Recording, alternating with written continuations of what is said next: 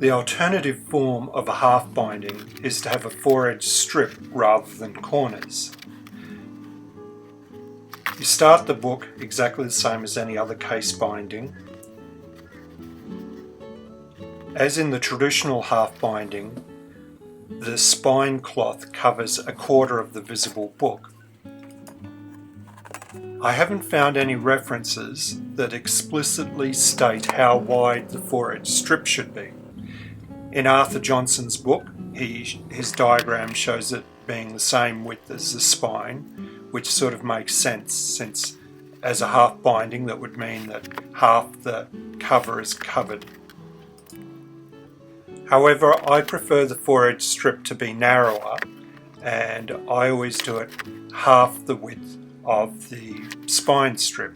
On larger books I'll sometimes make it larger, so maybe 3/4 of the width of the spine strip. Just like in the traditional half binding, I had 3mm for the board cloth to cover the fore-edge strip and the spine strip.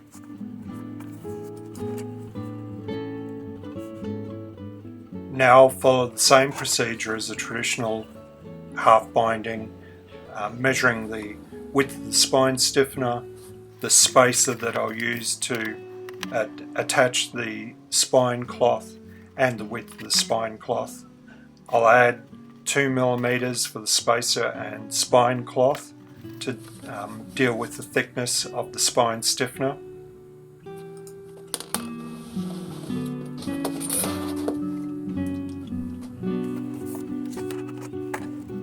I'll cut the spine stiffener first, then the spacer, and then the spine cloth.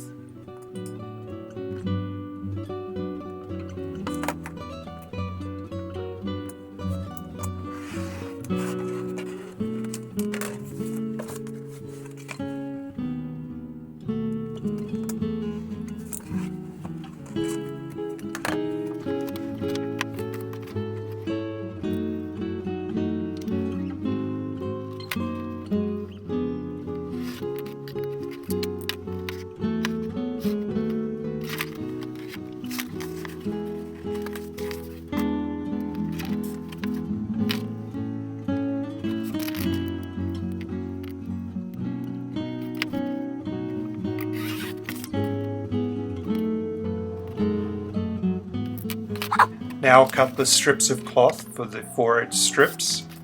I'll make them a bit wider than I need and trim up later.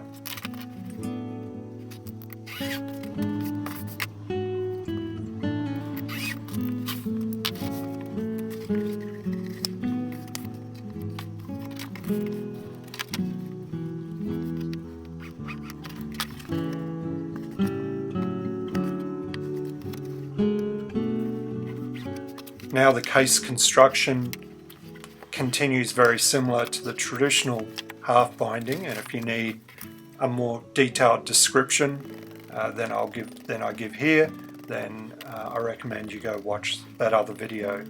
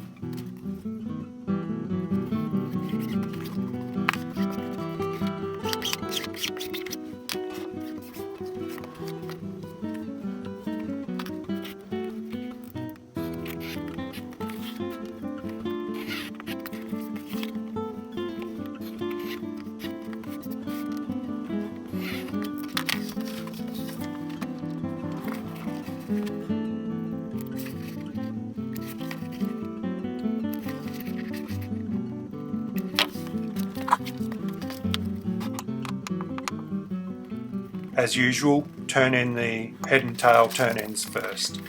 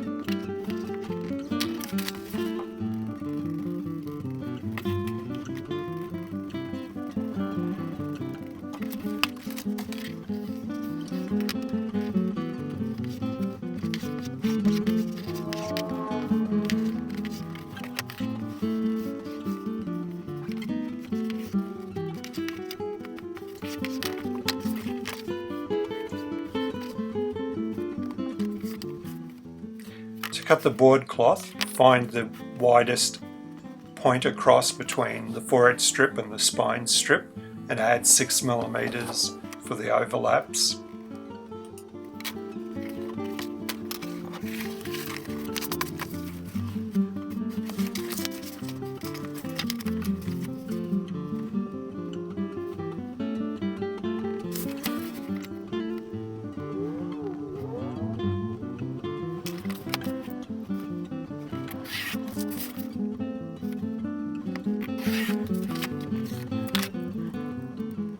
Using dividers, prick 3mm marks on the spine cloths to make it easier to position the board cloth in the centre.